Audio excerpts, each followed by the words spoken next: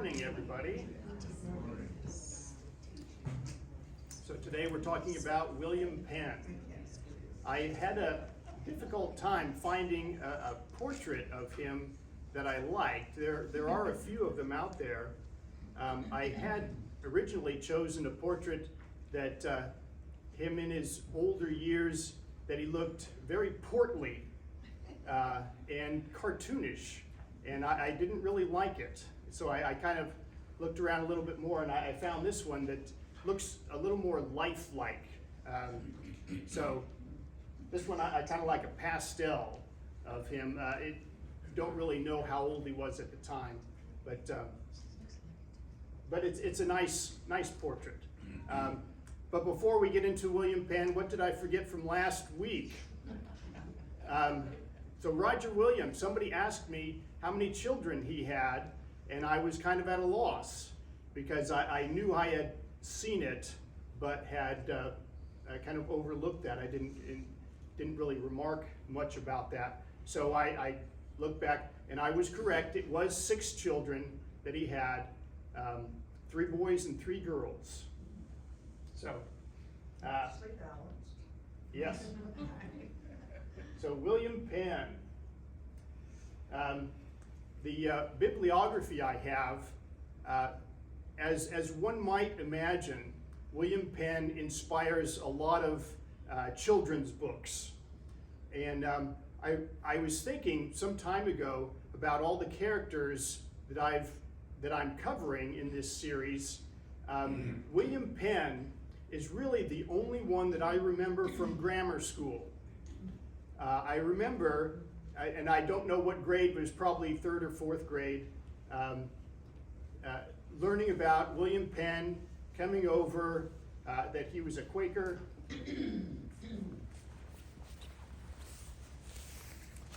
That he got along well with the Indians. I remember that. And that he, of course, the founder of Pennsylvania. But yeah, he was, of all the characters, I have a somewhat vivid memory of seeing a picture of William Penn in Pennsylvania with the Indians. But anyway, so there are a lot of children's books out there on William Penn. Many of them, pretty decent for elementary kids.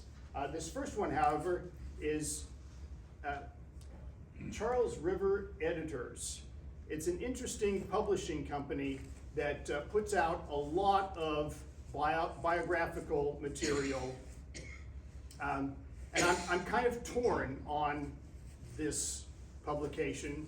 I have a few of their works, and like I said, I'm kind of torn between whether I like them or not. It's a very short, 48 pages. It's very cheaply done. They pump these things out with as little effort as possible, but they're useful. If you want a comprehensive look at William Penn, you're not going to buy this because it's 48 pages. But if you want something short and sweet and reasonably accurate, this is the type of thing you can order. They're pretty cheap. You go online looking for a biography and you see something Charles Rivers Editors, and so the other weird thing about this publication, of course, they don't even tell you who the author is. It's Charles Rivers Editors, and they don't even give the number of pages. There are no page numbers on this book. I had to count them myself. So fortunately, they are short, so I'm not going to count 500 pages. But anyway, like I said, it's short and sweet. It gives you a reasonably accurate picture of whatever character they're talking about. This next one, Janet and Jeff Benge, William Penn, Liberty and Justice for All. A very nicely done children's book. It's probably 4th, 5th grade level. One of the things that you must know about children's books, of course, is that it's generally the bright side of things They're not going to put any dark, awful images or descriptions of things, but it's a nice overview, mostly accurate. The little things that may not be quite accurate are not terribly consequential, but very nicely done. I use this as kind of a framework. If I need to find something really quickly, it's nice to find it in a children's book, and then I go to the more advanced stuff for the more details. This next one, again, it's a children's book. I don't really understand why the style of this book, The World of William Penn, it's 192 pages, really only about half of it is about William Penn. The rest of it, if not more than half, is about other world events going on in France, in China, in India, and other parts of the world. So at the time of William Penn in the 1600s. So it's a view of the whole world in William Penn's time. So a lot of it doesn't have anything to do with William Penn. But if you want to see what's going on in the world in his day, it's something that was worth seeing. Now we get into the adult works. Mary Maples Dunn, William Penn, Politics and Conscience, 206 pages, a fairly short biography, nicely done. It's a lot more into the theory and the mindset of William Penn and the administrative things that he had to get through in dealing with Philadelphia and dealing with the crown. So it's not an intimate portrait of his life, but it is a nicely done view of the politics of the day and the religion. And the next one, Andrew Murphy, William Penn, A Life. This is the comprehensive book on William Penn. It's excellent scholarship, very nicely written. William Penn, when you get into a book of this extent, you're going to get into a lot of things that are not very exciting. The theories that he had, the Quaker beliefs, the church and state issues, administration of a new colony. It's very thorough, mostly really nicely written though. If you're going to read something that's not exciting, as exciting as say John Smith, at least you have something that's well written with Andrew Murphy. So one of the things I had to look up to make sure the Quaker guy on the box, that's not William Penn.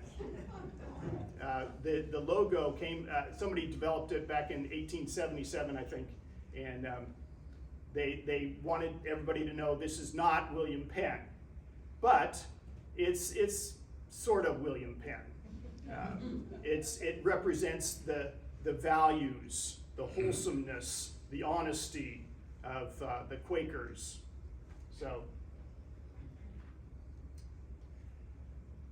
the early years, he was born October 14th, 1644, to Sir William Penn, Admiral in the English Navy, and Margaret Jasper. When he was 3 years old, he contracted smallpox, lost all of his hair, and it didn't grow back thoroughly until he was an adult. And so as a child, he wore a wig most of the time. Being born into a prominent family, his father was an admiral. He had a well-to-do upbringing. He had a very good education in the local Anglican school.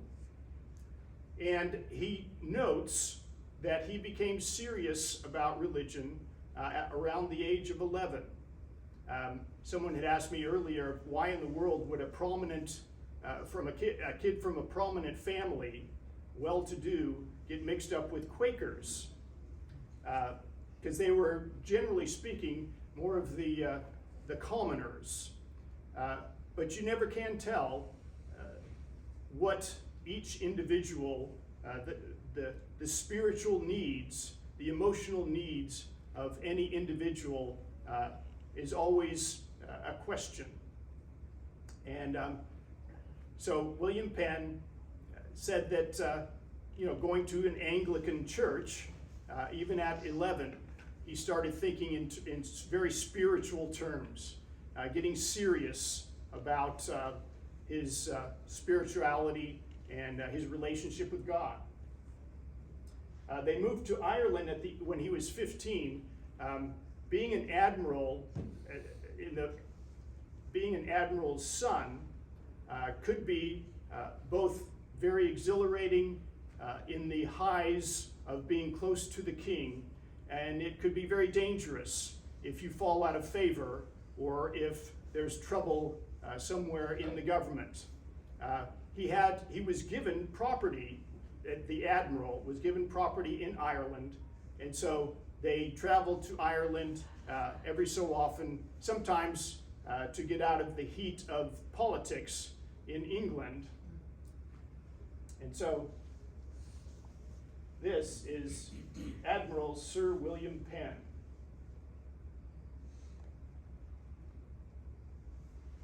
So while in Ireland, of all places, at the age of 15 or so, William Penn met some Quakers, the missionaries out there, and he was enthralled with them. He didn't join right away, but it really meant something to him. And even his father, the admiral, listened to a preacher, a Quaker preacher, and was moved to tears with the sermon that was given. He entered Oxford in 1660, but he was not a popular kid because he was so serious about religious things. But he was a serious student and studied well. At Oxford, the rules and regulations for following the Anglican rules got him in trouble because he, as a serious believer and a reader of the Bible, he started becoming somewhat of a Puritan in that he could see that the Anglican Church, like the Catholic Church, had practices and beliefs that were not necessarily found in the Bible. And so some of those practices were required at Oxford, and he decided he wasn't going to follow them. So he was expelled. His father was not happy about this.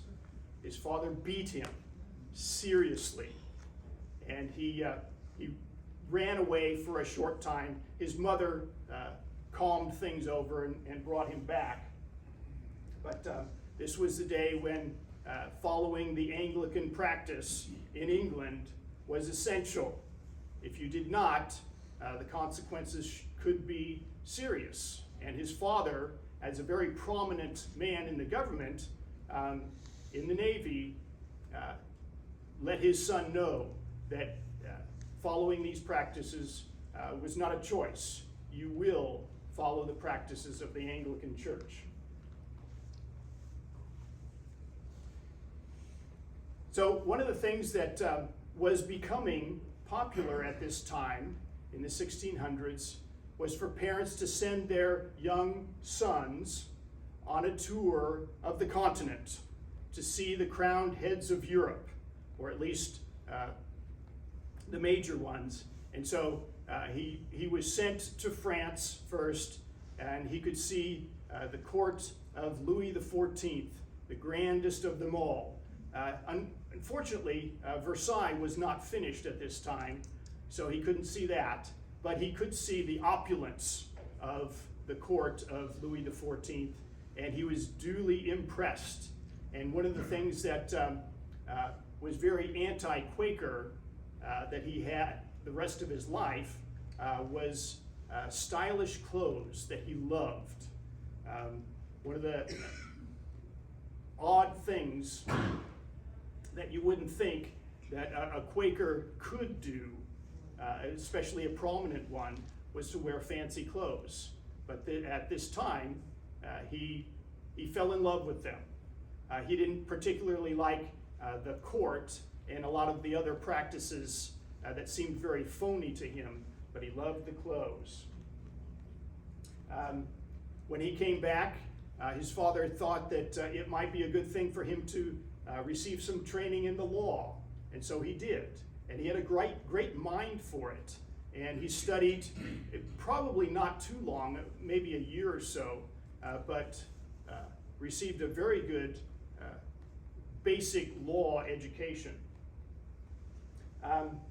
There was a war that broke out between England and the Dutch at this time, and so he became, his father asked him to become a liaison between himself and the king, and so he was kind of the messenger boy, and he met the king, and King Charles II took a liking to him and was very kind towards him.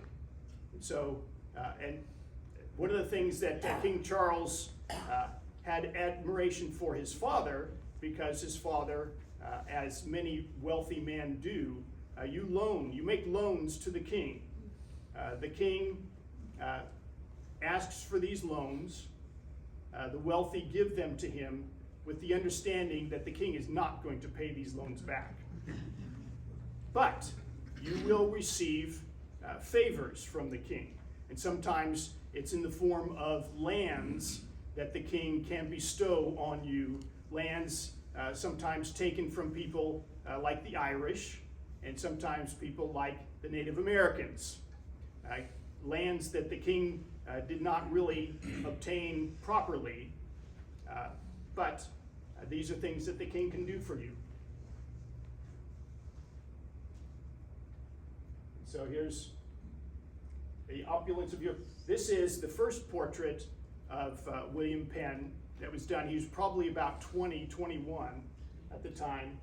One of the things that he experienced in Ireland before his full conversion to the Quaker faith, he was given the task of running the estates of Admiral Penn in Ireland, and there was an uprising. The Irish didn't like being oppressed. Who knew, huh?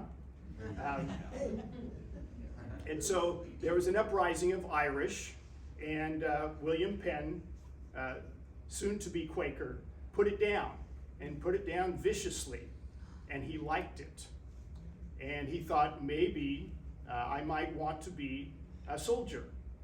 So he had this portrait done with armor, very nicely looking. And yeah, one of the things that he thought at this time was that I kind of like putting down rebellions, and maybe I'll be a soldier. Then he experienced one of the most cataclysm times in London. You have the Great Plague from 1665 to 66, killed roughly 75,000 people, about 15% of the London population. And then there was the Great London Fire, September 1666, destroys 1/3 of the city or more. It's kind of odd when you look these things up. One book will tell you it's 1/3 of the city. You look online, it'll tell you somebody says it's 4/5 of the city, and anything in between.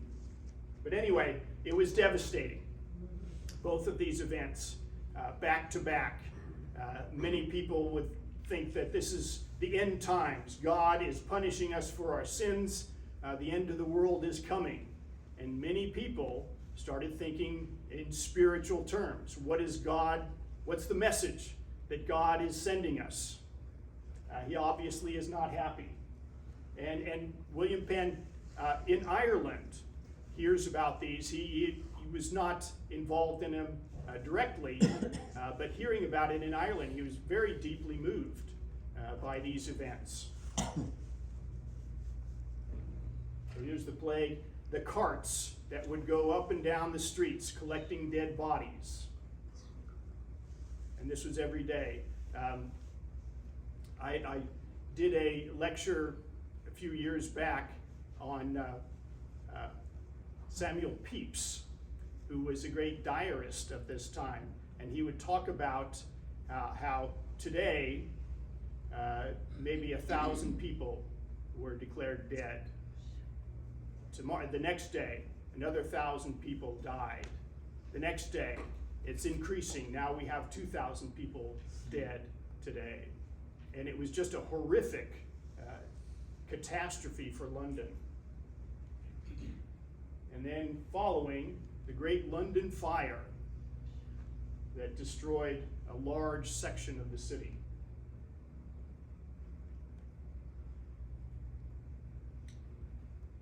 So, the way Penn became a Quaker, he had, as I mentioned earlier, as a young teenager, experienced the Quaker meetings, heard a Quaker preacher, and was deeply moved by it. And then when he came back a few years later, he met a woman who told him about that particular preacher that he really enjoyed, and she said, he's preaching, I'll show you where to go. And he went again. And he started meeting regularly with the Quakers until one day the authorities burst in. Actually, at first it was just one constable came in and said, you're all under arrest. I'm going to take you all in.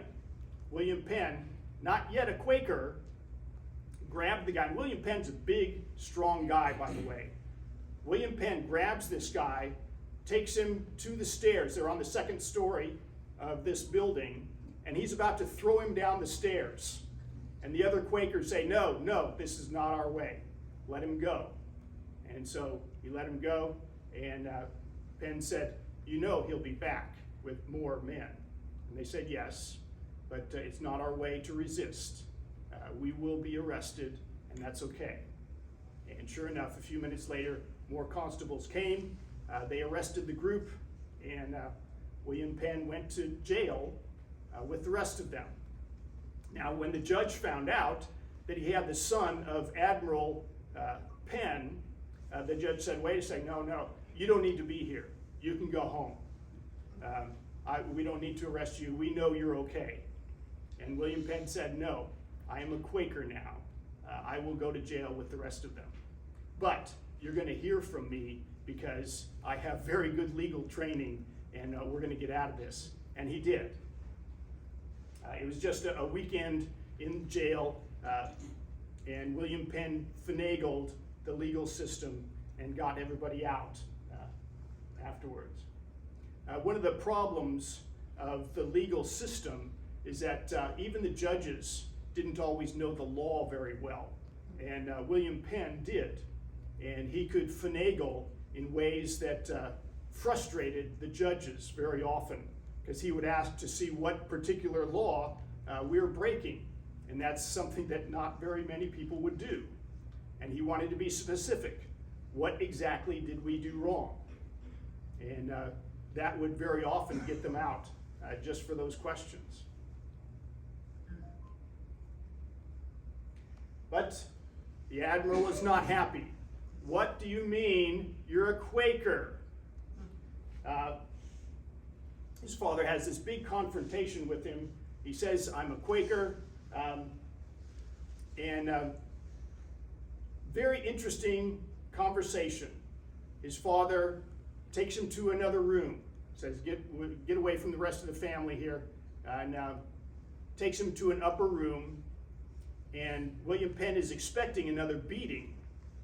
And instead, the father gets down on his knees. He says, I'm now going to pray to God to keep you from being a Quaker. And William Penn is horrified at this. He says, I will sooner jump out the window than sit here in this room with you praying for me to not be a Quaker. And fortunately, at that moment, a friend of theirs came by, knocked on the door, and said, "Hi, I just came by to say, how you doing? Just a visit."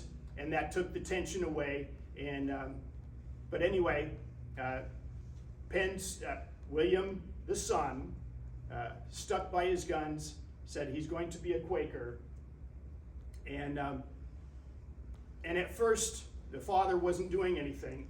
The next time that William Penn was arrested, however, and got off after a couple of days, he comes home and the admiral says, "I'm going to write you out of my will.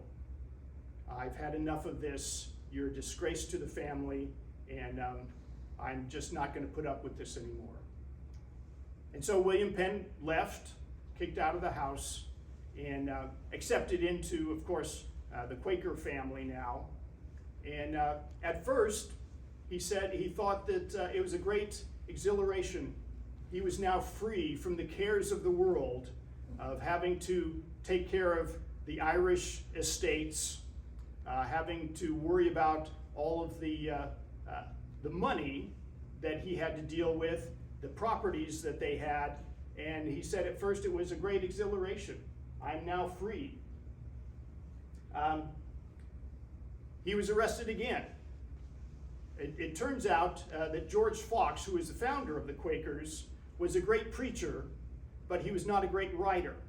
And it fell to William Penn to start writing tracts for the Quakers. And he was a good writer, and he started writing them quite often. And it was that one particular that got him in trouble, and he was sent to the infamous Tower of London for several months. A terrible place to be, I understand, at that time. But the specific law that he had broken, apparently, was they accused him of denying the Trinity. That somehow the Quakers didn't believe that God existed in the Father, Son, and Holy Spirit. And William Penn said, "Well, that's not true at all. I don't know why you would get that idea." And he wrote an explanation to the king. And the king was actually very relieved. He did not want to have the admiral's son in jail. And so he wrote this explanation to the king. The king saw it. Okay, fine, let him out. How many of you have seen the Tower of London? Wow, a lot of people. So a very impressive structure there. Not a wonderful place to stay if you're arrested. Then there was a very interesting trial that was just made for William Penn. He was arrested. He was preaching out on the streets with his Quaker friends, and so he was arrested. The constables come, take him and a couple others, and charge them with disorderly conduct, inciting a riot, and other sorts of things. A long list of things that had very little to do with what he was actually doing. And for William Penn, that was great, because he could point all these things out. The judge, however, was out to get him. The judge, like many people in England at this time, really hated the Quakers, because they were so different from the practices that people felt comfortable with the Anglican Church. And so the judge was out to get it. One of the things that probably the judge did, they walk into court. He did not have his hat at the time, because they had been in jail, and the bailiffs put his hat on as he was entering the court.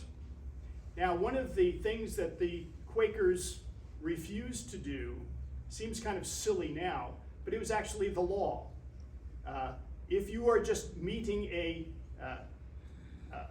wealthy person or a nobility of some sort on the street, it was the law that you must remove your hat in recognition of this eminent person.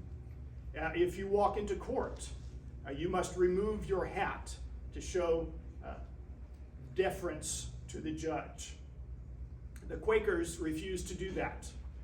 They thought it was a superstition and they were not going to follow it.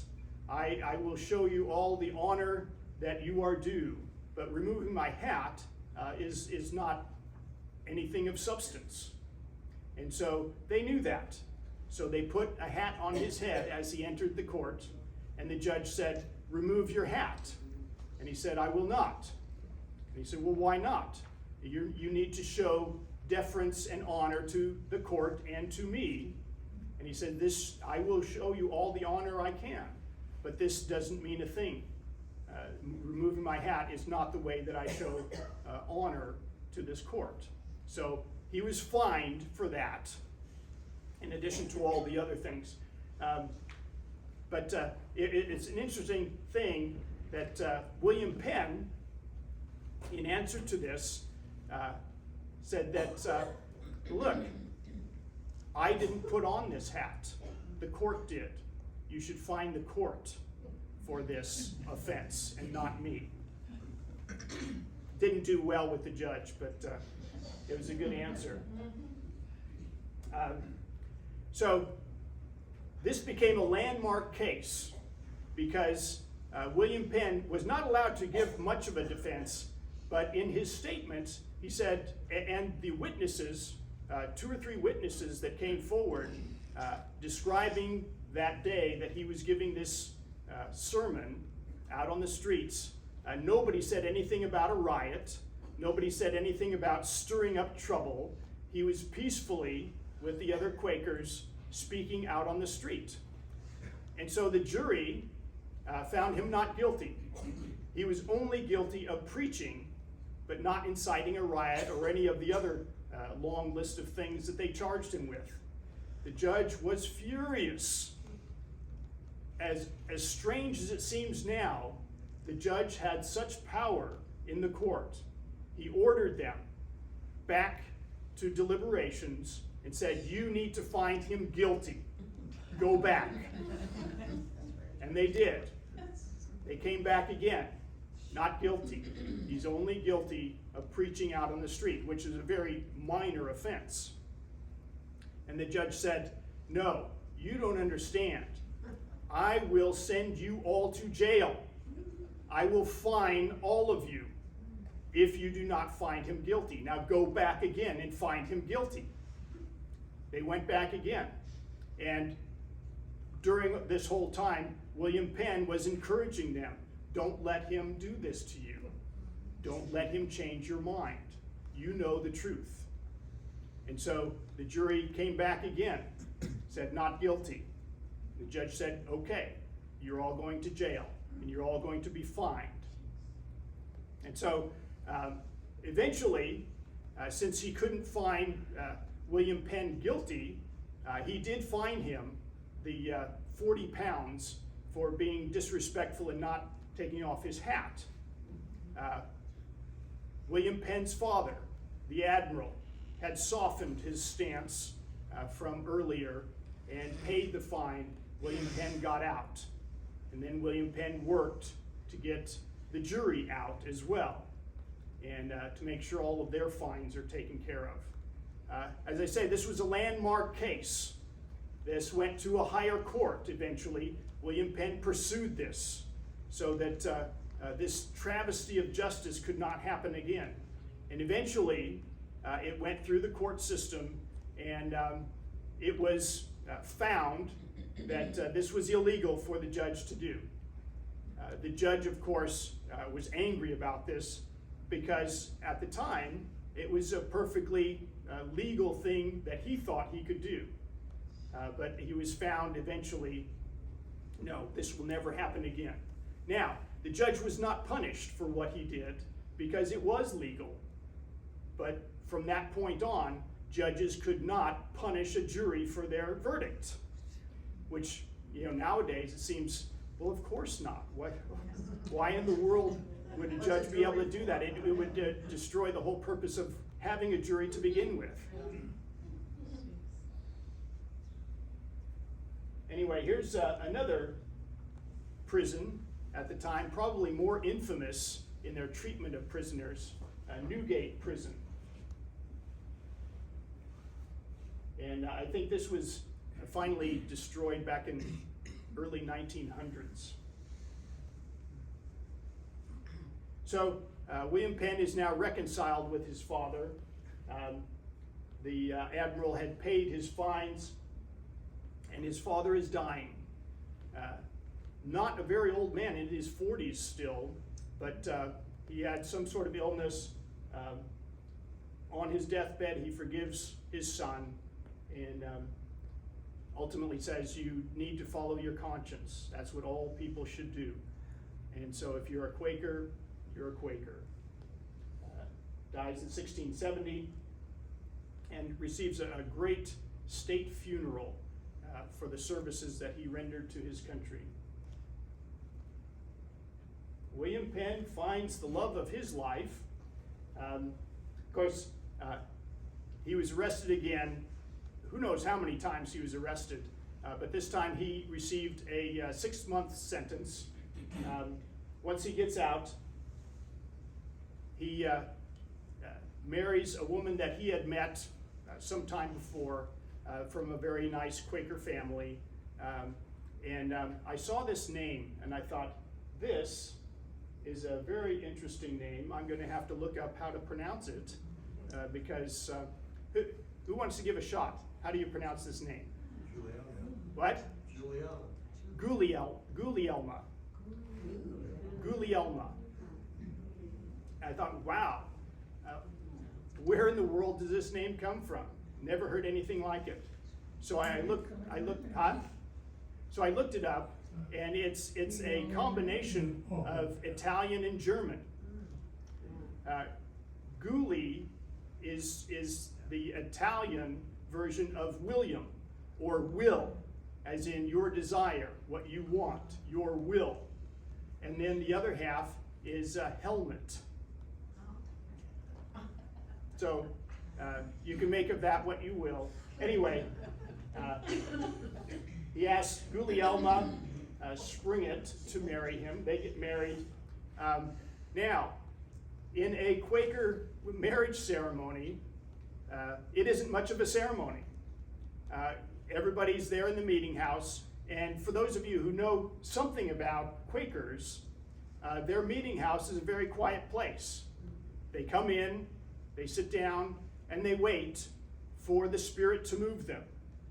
And you may be waiting some time before the Spirit moves anybody, but it's a very quiet place. You sit down, and sooner or later, hopefully, somebody will stand up and speak a message that they've received from God as some sort of encouragement to the rest. A marriage ceremony isn't much different. You come in, you sit down, and people, I suppose, are praying silently to themselves. The couple that are getting married eventually will stand up, pledge themselves to each other, and then sit down. And then possibly some others may stand up and give some words of encouragement. But other than that, that's it. There's no wedding ring, no minister, no flowers, no music, no real ceremony. And at the end, the congregation signs the marriage license, and that's it. Now, they also had to go to the local judge to have it official, because the government was not going to endorse a Quaker marriage. And it was a long time before they had anything like an official that could do a marriage ceremony for the Quakers. So it had to be a civil ceremony or a civil event as well to make it legal. And here is Gulielma Springett. Of course, her nickname would be Guli, so he didn't call her Gulielma. She was more known as Guli. So, years and years of persecution in England. Sometimes it was a very on and off sort of thing. The King Charles really didn't want to pursue persecuting the Quakers. He was more interested in getting Catholicism legal in England, and so he would try to ease up on the penalties for nonconformists. Parliament, on the other hand, wanted to crack down on nonconformists, mainly because of the Catholic threat as they saw it. And so it was a blanket persecution. If you are not conforming to the laws of the Anglican Church, you will be arrested, you will be fined, you will be thrown in jail. And so with America in the back of everybody's mind, we already have some colonies out there, right? We have the Massachusetts colony, the Virginia colony, and when you're out there, who's going to crack down on dissidents? So William Penn, with his connections to the king, and very friendly connections, by the way, and King Charles II, his brother, King Charles II, had no children. It was his brother who was going to inherit the throne. He was also on very good terms with the Duke of York, James, the future James II, and so in speaking with both of them, they arranged to give William Penn and the Quakers a huge tract of land for their settlement where they could have their religion in peace. So roughly speaking, it was about 45,000 square miles that the king bestowed upon William Penn. And it was basically, William Penn was the sole proprietor. He would own all of that land to do as he chose. And of course, the purpose, as the king knew, was to have a settlement for the Quakers. Now, it was King Charles who said, I want this to be named Pennsylvania. And William Penn said, you know, I really don't want it to be named after myself. And the king said, no, it's not going to be named after you. It's going to be named after your father. That is who I am honoring with this gift to you.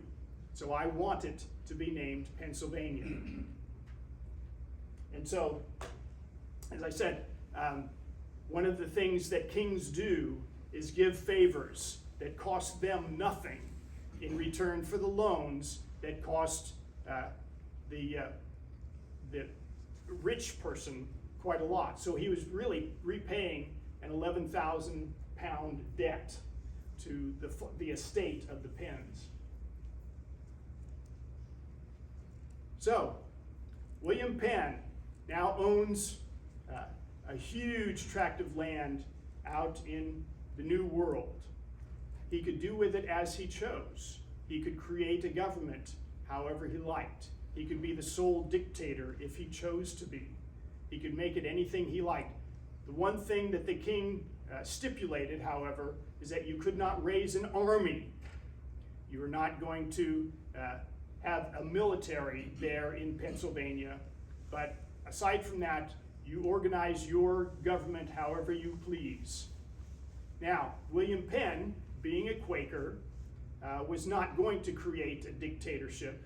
He was going to create a representative government. Now, there was already about 1,000 people living in that area. These were the Swedes, the Dutch, the English. There's also some Finnish people there as well. And he wrote to them to let them know that he was not going to be a tyrant. He owned this land free and clear, but he was going to treat them well.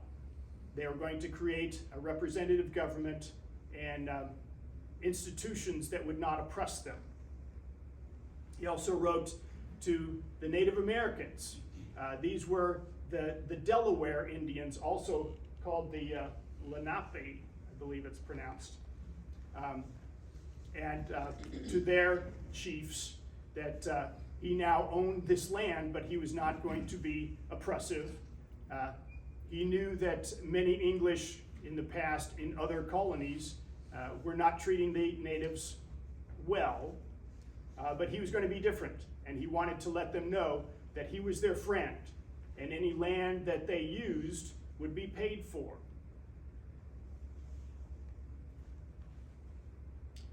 So, with the help of other Quakers and friends, he wrote out a constitution, as it were, the charter of government. The landowners would vote for a council and an assembly. They would ensure freedom of religion, of course, except for people who did not believe in Christianity. You would not be persecuted, but you could not be a part of the government unless you believed in some form of Christianity.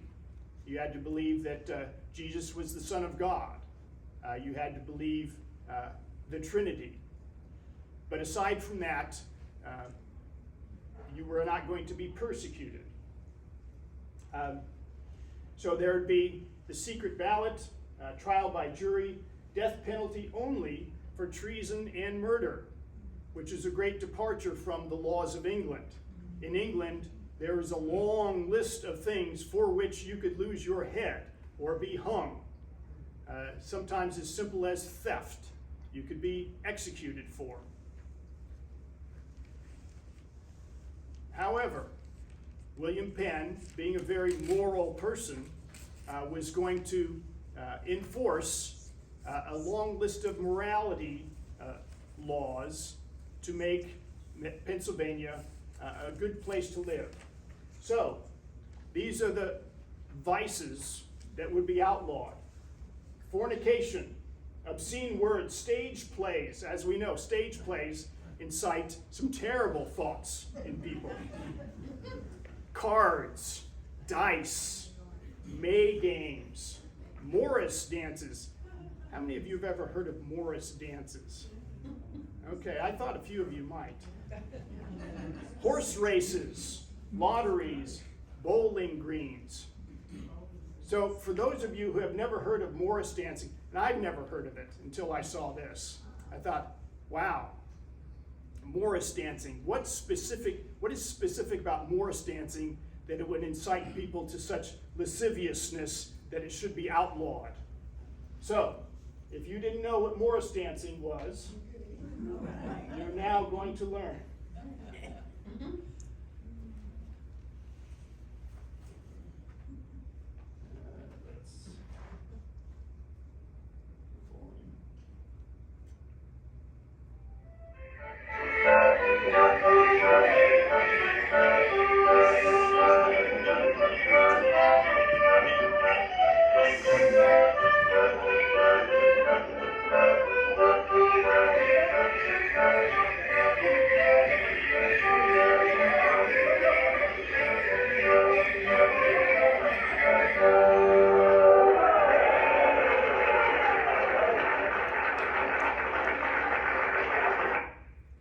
It goes on from that. But as you can see, very dangerous practices, those Morris dances. And obviously they need to be outlawed. Very hotbed of sin and corruption. Was only women required? Were only women allowed to do it? Well, there were women, and then there were the men, all who danced separately. They weren't dancing at the same time. Wouldn't dare touch each other. What's that? Wouldn't dare touch each other. Right, yeah. They're pretty sinful, but not that sinful. Yeah. Okay, so the first settlers were sent October of 1681. Penn was not on the first group.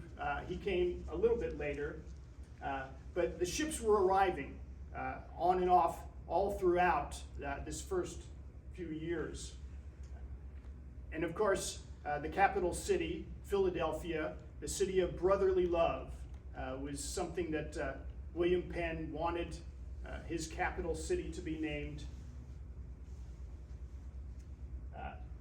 He sends out land surveyors.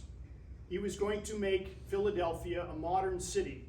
It was not going to be the crowded slums of London that created all the tinder for the Great Fire of London earlier.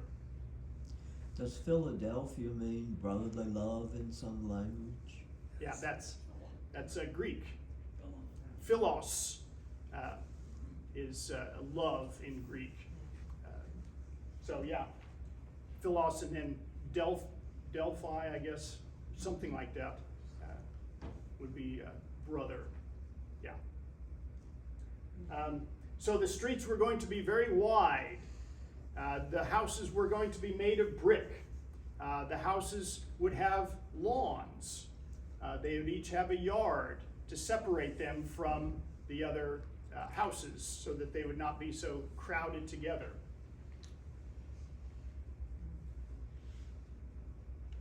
And here is the original layout of the city. There would be in the center 10 acres of land in the center of the city as an open green. So there was not going to be a repeat of the London fire, or even the crowded filthiness of London. A medieval city, basically, that was thrown together piecemeal. Cities in medieval times, as you might know, houses would just be built without any real city planning. And so they would often be very crowded together. And this was a new thing. This was not the first city to be planned like this. William Penn got this idea from kind of the Enlightenment thinking of the day, that cities need to be clean, they need to be more spread out. And making them out of brick basically means you're not going to be having them burned down all the time. Now, with the Native Americans, apparently William Penn was not so scrupulous as Roger Williams was in saying that the king had no right to give land, the Native American land away, but he was going to, like Roger Williams, pay for the land that was given to him, to the Lenape Indians, also called Delaware. Penn met with them many times when he arrived and learned their language. He became a good friend to them, and they appreciated that. And so he would pay in wampum, which was the currency of the day. I haven't mentioned this previously, but this became, in the 1600s, the main currency between the English and the Native Americans. How many of you know what wampum is? Nobody? Is it Indian money? Yeah. Well, it's little beads. What it is physically is little beads from a shell, seashell, yeah. And they're little beads, and there's various colors, and they make designs. They make belts with them. And it originally was kind of a ceremonial thing that Native Americans could use, could wear, and would sometimes be a currency that they would use. With the English, it became the major currency between the Native Americans and the English, along with other things, of course, like furs. But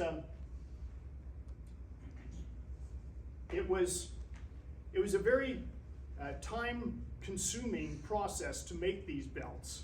However, they got their squaws in working overtime making them by the thousands of feet, because this is how the Native Americans could buy things from the English. What do you mean overtime? Many, many hours. And they don't get paid extra for that either. Well, now, guilders were Dutch. Yeah, okay, yeah. Sorry, I didn't mention that. So they would also use money of other sorts. One thing that they were always short of, and that is cash. There isn't a paper money back in those days. Or there was, but it wasn't widely used because it wasn't trusted. You wanted to use actual gold and silver because the value is in the coin itself and not whatever the king represents it as. And so it was very often the Dutch who could provide this money. But gold is gold, whether it's a guilder or whether it's a Spanish coin, it's still a value in and of itself rather than representative value. And so with the Dutch doing so much trading in that area, a lot of times it was Dutch money in guilders that they would use. And of course, it would trade for tools, clothing, and even guns. I was kind of surprised that William Penn would trade in guns, but by this time I think it was common enough that to refrain from trading in guns would be fairly useless. So here's the painting of William Penn meeting with Delaware Indians, signing this treaty and being given the land. And here is an example of wampum. There are a wide variety of belts that they would make with designs in them of various sorts. But yeah, sometimes in a big purchase, you may have thousands of feet of this. So that's why I say the Indian squaws who would make these belts spent many, many hours processing them, making them so that they could buy and sell things.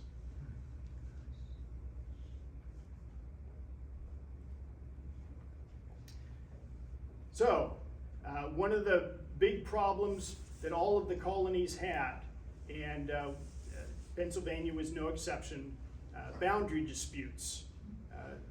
Sometimes land surveyors were not very good at their job. Sometimes the surveys were not done at all. And it was just a verbal agreement that I would own this parcel of land from this tree to that rock, or from this river to that hill, and it was very vague. Lord Baltimore, who had Maryland for Catholic, for the Catholic dissidents, he claimed that his title to Maryland included everything all the way up to Philadelphia. And so that would become a problem. William Penn was in danger of losing Philadelphia itself to Maryland. And so he had to go back. 1684, but it was not a good time in England. King Charles died in 1685. King James II now is the king, who, again, very favorably disposed towards William Penn, but he has troubles of his own, wanting England to become Catholic again. So eventually, James II had to flee England, and now we have William and Mary, who are crowned king and queen. Penn, who was close to both Charles II and James II, is now accused of being a Catholic sympathizer and possibly a secret Catholic himself. And so he was being pursued and would be thrown in jail occasionally, and sometimes he was just hiding out. And in the midst of all this, Gulielma dies, 1694. Penn is eventually cleared, and the boundary dispute is settled in his favor. But it took years to get through all of that. Penn remarried Hannah Callowhill. Right about that time, his oldest son dies, leaving only 2 of his 8 children left alive. I know I've mentioned this many times, but that was commonplace. People would have lots of children, and you would expect at least half of them to die. And in this case, he only had 2 left. Usually, they're born, if they're not going to survive, they die within the first year or so. Sometimes, I think he had a couple of kids who died at the age of 4, give or take. His oldest son died right around the age of 19 or 20. But he's going back to America, 1699. He was very excited to see how Philadelphia was shaping up now that it's developed with thousands of people living there. However, war breaks out, or is about to break out in Europe. The War of Spanish Succession will rock Europe for years. And one of the problems that the king has, the government of England has with the Quakers. The Quakers are pacifists. They do not believe in war. They're not going to raise an army. One of the ironic things about what the king originally told William Penn, you cannot raise an army. William Penn is like, well, of course not. I'm a Quaker. I don't raise armies. We don't believe in that. Well, now it's changed. Now that war is imminent, we want you to raise an army. And the Quakers are like, well, no, we don't do that. We're very much against armies. And so from the crown, they were going to lose Pennsylvania. He said, if you can't follow what we want and what we have to have in supplying an army, or at least a militia, to help us out with the war, then we will take the colony from you. So he has to go back to England. And fortunately, he took his wife and his firstborn and his daughter from his first marriage. He took them with him. He didn't think it would be long, maybe 6 months to a year, and he'd be back. Well, he wasn't. But he could go before Parliament and argue his case. Now, even more troubles for William Penn. He had a manager of his estate, Mr. Ford. He died at this time. William Penn had foolishly trusted Mr. Ford with his estates and had even secretly signed them over to him, believing that at one point he may be arrested and even executed. William Penn decided that it would be better to have the estates in another name so that they wouldn't be taken from him. Well, Mr. Ford took advantage of this, and his wife even more so. Once Mr. Ford died, his wife came to William Penn and said, you owe me money.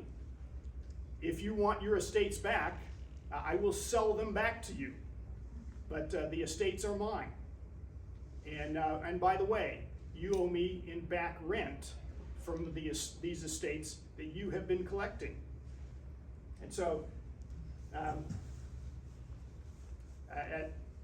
for a short time, Penn was sent to debtor's prison because of this, because he didn't have the thousands of pounds in back rents that she was due. And this was in and out of court for the next 6 years. Penn was fighting for this. He had legally signed over all of his estates. He had no case. However, his stance was that Ford had been cheating him the whole time anyway, and that so he should be able to get his lands back, at least at a discount. So William and Hannah, they have 6 kids together. He's in his 50s and now 60s, and apparently still a very virile man, and they have 6 kids together. The dispute over Philadelphia was finally settled in 1711, or Pennsylvania, I should say. He could get his estates back, but he would have to pay for it. Penn would have to pay 12,000 pounds.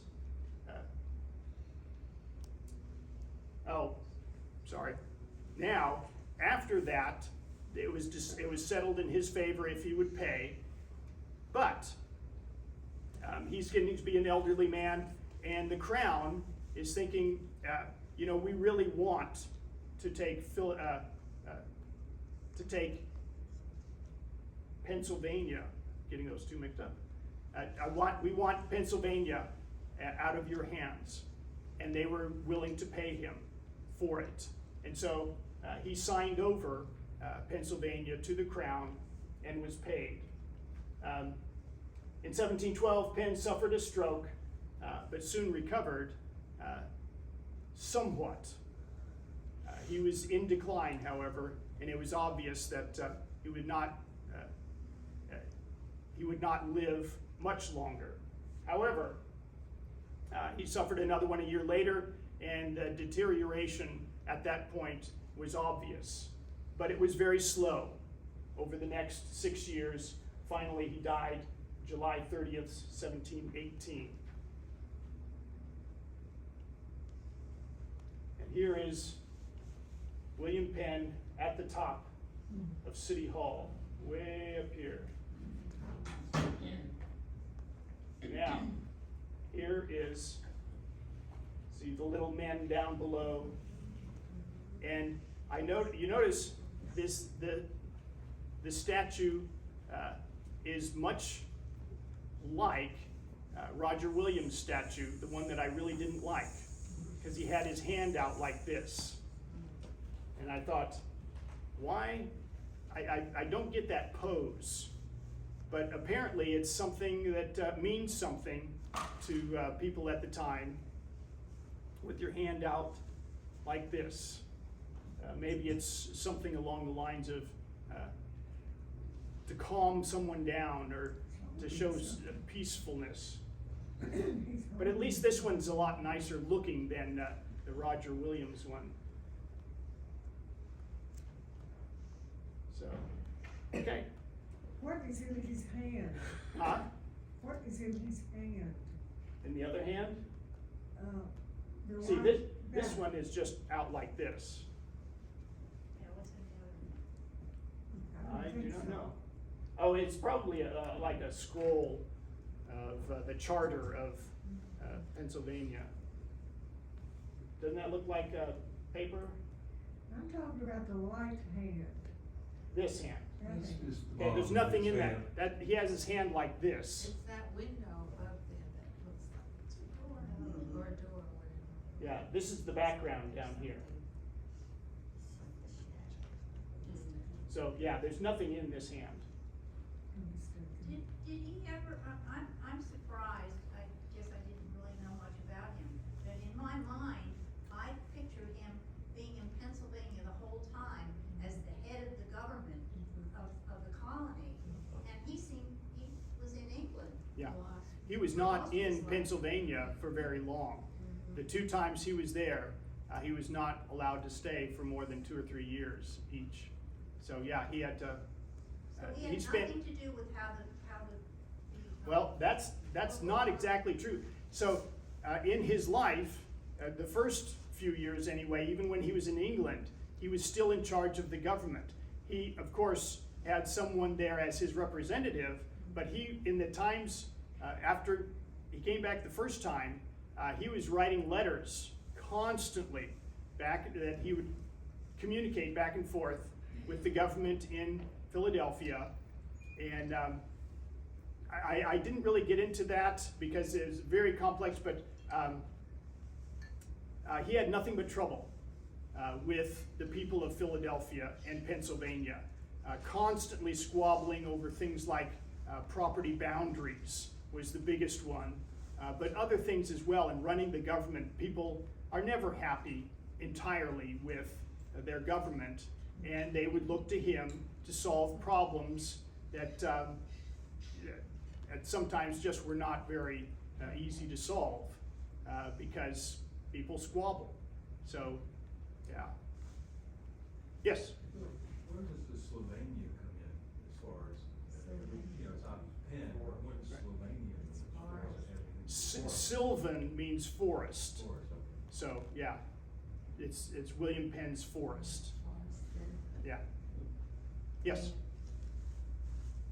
You mentioned this Indian tribe, which I never heard of, which I wouldn't have been surprised. I'm not surprised because I read an article last week that said there are 540 recognized Indian tribes in the US. I had no idea. Only 540, I would have thought more. I mean, well, there's tribes and then there's sub-tribes too, and sometimes that gets very complex. The Delaware Indians, and it's easier for us, we recognize the word Delaware, but they're also called the Lenape Indians. And of course, there's many sub-tribes to them as well. And so, but anyway, yeah, they were the main tribe in the Pennsylvania area that William Penn. And one of the things when William Penn was in danger of losing Pennsylvania to the crown at one point, the local Indian chiefs got together and wrote a letter for him, endorsing him as a loving and caring friend of the Indians. So they loved him because he tried very hard to keep good relations with them. I had no idea there were that many. Yeah. And yeah, you said you're not surprised. yeah. He went to Europe and recruited people to come over to Pennsylvania?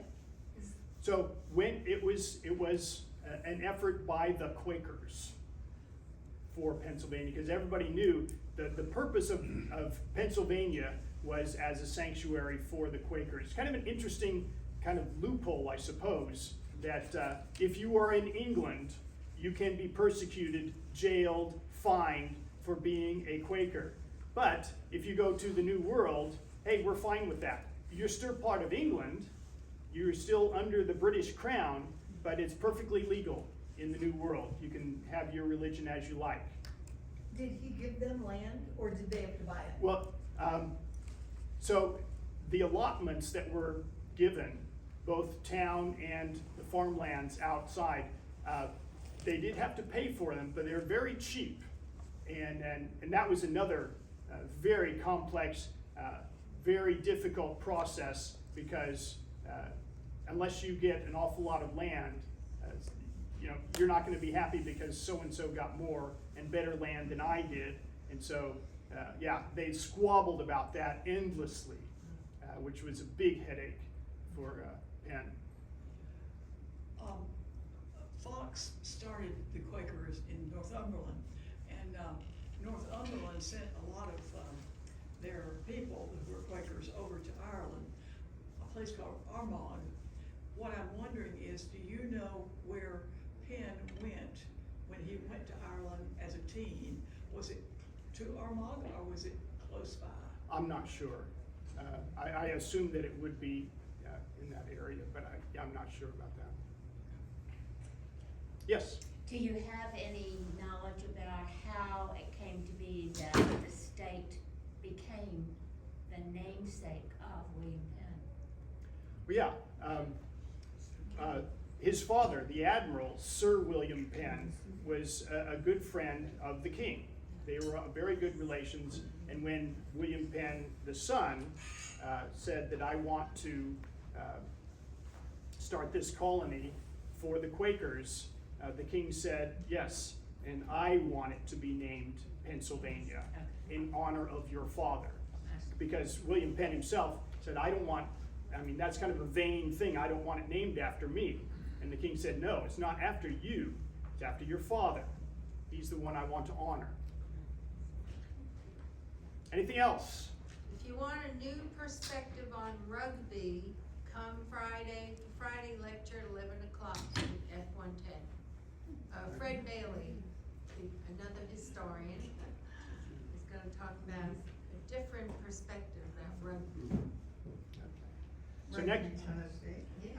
next week, Rugby, Tennessee. the great Puritan pastor, Cotton Mather, Oh, no.